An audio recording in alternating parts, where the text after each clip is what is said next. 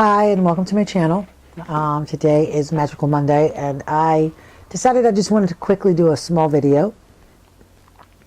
I've been playing around with in my mind just these ideas of the exchange of ideas actually. In the last couple of days I've been feeling perhaps a little bit like I have these ideas and then these ideas sweep away from me and go to other people. And then I'm watching these ideas be moved forward and created into the same thing that I was ideating, if that makes sense.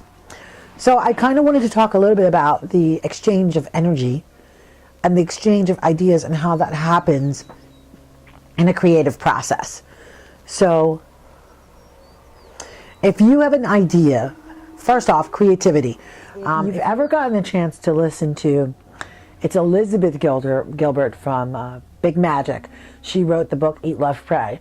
She has a wonderful observation of what creativity is.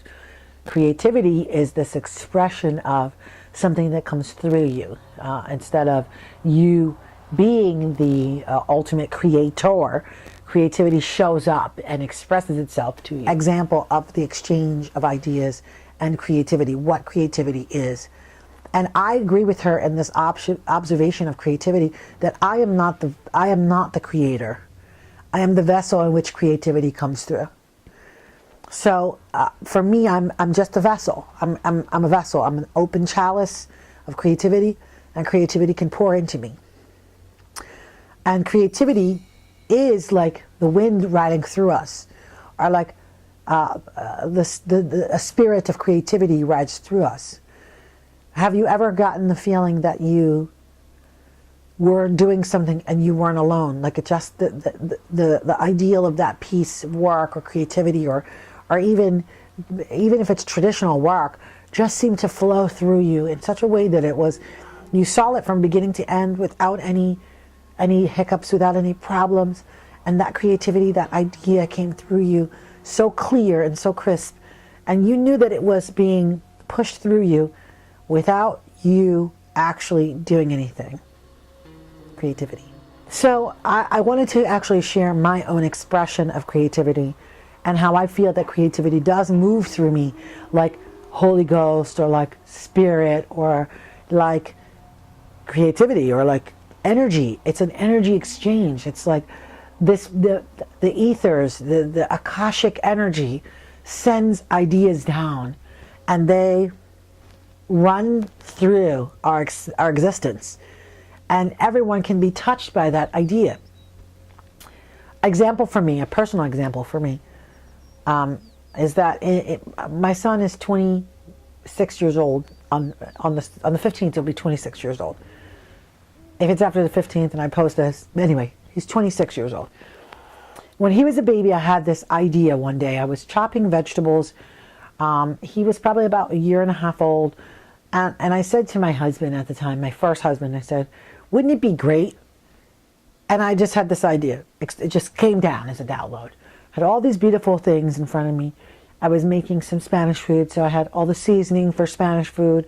And I was chopping vegetables up, and I was chopping peppers and potatoes and onions up to make the Spanish meal. And I said, wouldn't it be great if like you could get a whole meal mailed to you in a box, and all you have to do is follow the directions, and then like you prepare it and it tells you how to do it? And he was like, it would be great because it would make it easier for everyone to cook. He said, but that's the craziest thing I ever heard.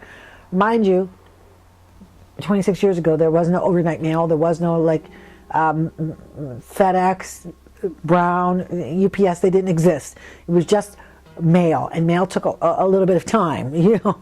And I just said, wouldn't it be just awesome that you know, that if that was to happen, that, you know, we could get all these fresh vegetables delivered to our home, you know, in a box with all the, and he just looked at me like I was the craziest person ever. An idea rushed through me. And I thought, well, who knows? That, you know, fast forward to all these beautiful products that are available now that you can just order a meal and it delivers to your house with all the seasoning, all the herbs, all the vegetables, all the pieces of meat freezer packed or whatever in a nice refrigerated box, which, didn't even exist when I had the idea, and how that transcended itself, how that expressed itself. The idea rushed forward. And I'm sure that it rushed forward to the first person who actually decided to follow through on that. Of course, for me, I'm sorry, my nose is itching. Ugh. Of course, for me, that idea didn't make sense to me. So I was like, wow, that would be a wonderful idea, but not for me to actually follow through on. And ideas, like air, everyone is breathing the same ideas. If you have an idea, it's not an original idea, it's a reproduction, or it's being shared, because we breathe the same collective consciousness air. Ideas are shared in the spirit, in the air, in the essence. And so, if I have an idea, it's not original, I know somebody else has had that idea. Hence me being able to look at YouTube or look anywhere and see my idea. So to me, it's like the most wonderful thing to see that ideas are interchangeable, that they're exchangeable, that they will hit more than one person at one time. And it's this, and the idea coming into fruition, to being birthed, is not of that person, it's of the vessel and the creative energy around it that brings that idea into fruition, that idea into birth. At that time I was a young mom when I had this ideal of mailing people food. I was a young mom, and there was no mail process that could do that. So how would I have gotten that done? I would have had to actually start UPS in order to get it done. But it's the funniest thing is that to remember myself having that idea, and actually have my ex-husband say to me, remember when you had that idea about mailing food? Can you believe that it actually came to fruition? Yeah, I can, because this is how ideas are shared. This is how the grace of ideas are shared. And so ideas come in a wave, and they hit more people than just one. And in Elizabeth Gilbert's book, Big Magic, she talks about that ideas are that can be passed and shared from one to another. And I am actually having this conversation with you because I'm feeling a little bereft of ideas, a little bit like I had this idea and I really want to do it, and then I watch somebody else do it and I get a little upset about that. So I wanted to kind of talk about the ideas, and that the fact that an idea shouldn't be looked upon from someone else completing the idea and finishing the idea as something negative. It should be looked at as a celebration of that idea. It should be looked at, when you get gifted an idea, you've been gifted a piece of soul or spirit or God. Whatever you want to call it, something greater than yourself, higher power. And you were able to glimpse an idea, to glimpse a foreshadowing of what is possible in this lifetime, in this realm, in this physical realm of what we're living in. And you got an idea, but somebody else beat you to the finish line of that idea. It's okay. We're supposed to bask in the greatness of that, and to give them applause in that, and to share to show our support of that. What gets twisted for us as creators is that we feel like we're supposed to create everything. And I couldn't create delivering meals, meals and chefs of mail, whatever it is, that's the first company that started delivering meals. And every time I see a new company show up, I just smile, because I know that idea has been floating around for forever, like 22 years. And somebody finally had the right time and the right action, and their creative fairies around them gathered the steam to help them and saw them through. So this talk is a little bit about ideas, a little bit about understanding that ideas come up from within us, or are poured into us, or rush through us like spirit, like grace, like God. And that our job is to just decide if that's our ideal or not. And then to carry through in it into the best of our ability. Some ideas we only might take 50% of the way. And then the idea becomes no longer our idea. And then you leave that idea on the side of the road like a torch on the side of the road for the next person to pick up. And they pick up that idea and they take it another 25, 100, maybe they take it 100% of the way. And when we get to reflect back on that and be like, I had that same idea, but I dropped it on the side of the road of creativity, this creativity road, and someone else picked up that torch to carry it on. It's the most beautiful expression of the fact that ideas never get lost. In our own life, coming back, in our own life, ideas have come to us daily.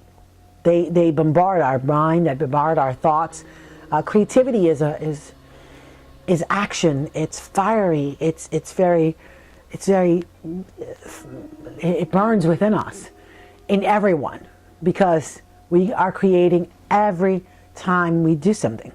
Every time we look at something, we are creating what it is. We're creating our experience with it.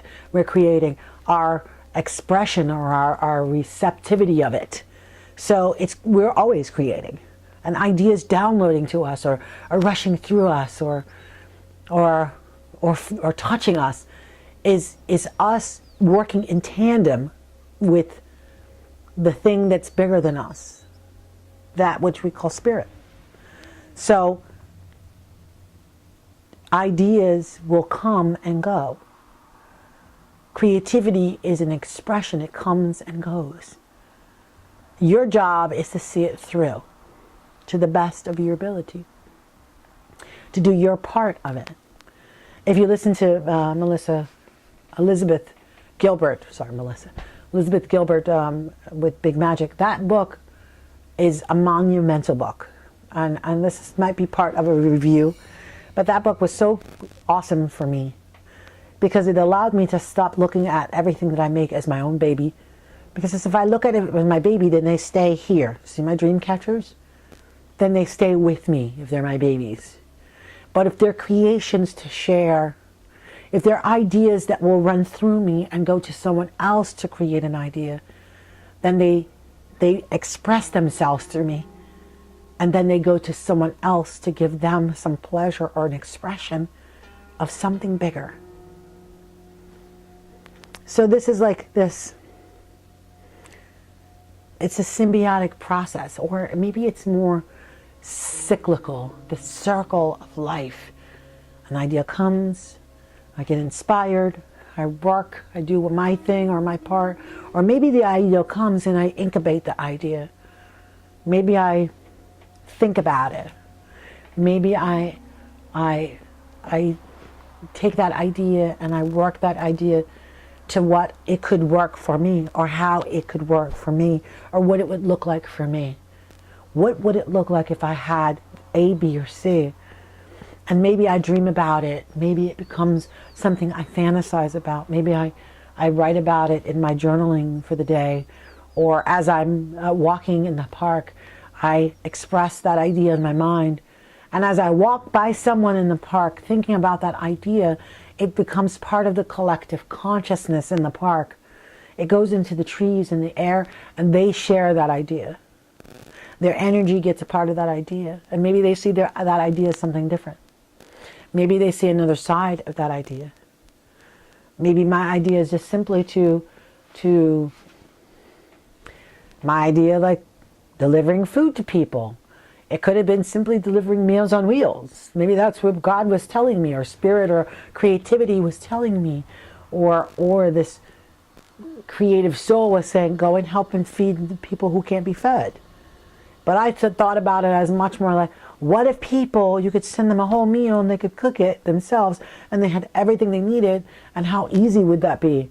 Because I knew that cooking Spanish food could be daunting, and a lot of the seasonings and a lot of the preparatory stuff isn't an easy process to cook traditional Spanish food.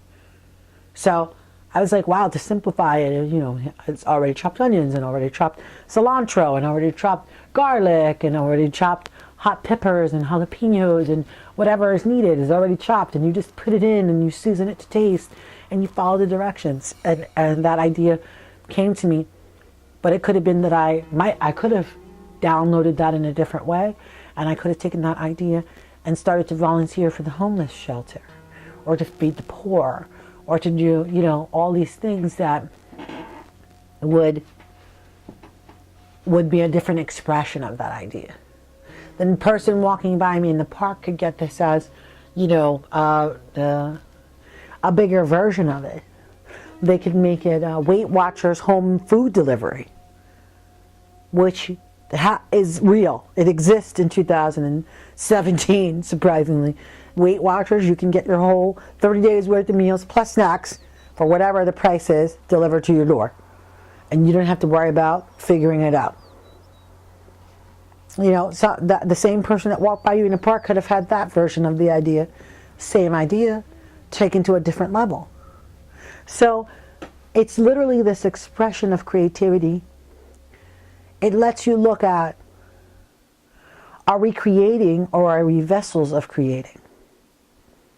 And if we're vessels of creating, what is our mind doing to block that pouring in of the creative spirit or soul? So for me, I find myself sometimes blocking my own ideas, or not acting quickly on an idea, or not expressing the idea fully, or having fear of the idea and saying, wow, that's too big for me to even kind of comprehend. I'm going to just pedal back on that because, I'm not Oprah or whatever, and I can't do that. And that's this thing in here, coming forward and saying some things. So, in thinking about this whole process of ideas and how ideas come to you, my suggestion to you is, and what I do is, write down your ideas in a journal. Just call it Ideas, Journal of Ideas. And if an idea comes to you, small little book, write it down. Even as if it's super absurd, even if it's not absurd, even as the idea like, I would like to make walking sticks out of wisteria because there's a mystery in wisteria, whatever. Write it down. Now I have to write that idea down because I do want to make walking sticks. I'm not sure if I want to make it out of wisteria, but the idea started to come as I started to say it. So, but write the ideas down and start to really chart your ideas. Have this book so that you can see who else is expressing this idea. Google your idea. Google it. See who's come up with the idea. And even though the idea has expressed itself already, because there's no new ideas. There's no new ideas. Everything is recycled. There's nothing new. You cannot create one new thing because there's nothing new. Nothing is new. So, I truly believe that everything is a reproduction. So even we are reproductions of spirit. So, start writing down your ideas. And don't judge the idea. Just write the idea down. Let it marinate. Let it grow. Let it be the seed. Let the seed grow. Keep your soil, your mind, your creative spirit open and available to allow that seed to germinate. Something bigger might come from it. Something magnificent. Something wonderful and joyful. Don't allow resentment that you had an idea and that Steve Jobs from iPhones and Apple already did your idea. Now you can't do it, and don't do that. Don't feel resentment if you see that somebody else is already doing the channel you want, or already doing the talks you want to do, or already doing the clothing design that you want to make, or already making the jewelry you want to make, or already making the dream catchers that you make, or because I have that in my mind with I weave my ideas, I weave my dreams, I make dream catchers, I weave a lot of other things, but I make dream catchers, I make a lot of other things. I'm super creative because the creative spirit touches me a lot in very different ways, from jewelry making to food to painting to everything. And it can be sometimes overwhelming, that it taps me on the shoulder and says, hey, we're not going to weave dream catchers today. We're going to make jewelry, and I'm going to teach you something new. Well, not new. I need you to look this up so we learn how to make it. You know? So from making Tree of Life pendants to making Tree of Life dream catchers to making Tree of Life paintings, you know, like it puts me on a path to things. So creativity is this wonderful, it's like the tide, it ebbs and flows. And creativity is an essence. Ideas are essences. They're part of this fairy realm of creativity. And when they step forward into your existence, do not say to them, go. Do not say, oh, that's the craziest thing I've ever heard. Just say, let me write that down. If I have a pen, if you don't have a pen and you're driving, tell them, hey, hold on. If you want me to actually work on cultivating that idea, come back when I can write it down. Come back when I'm not driving. Come back when I'm not in the shower. Come back, especially in the shower.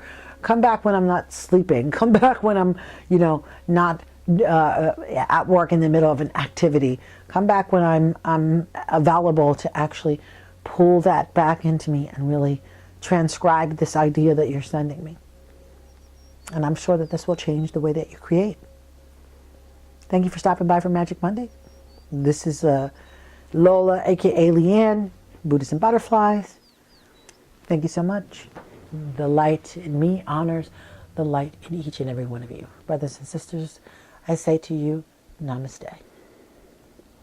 Rock on, rockers and rockettes. Bye.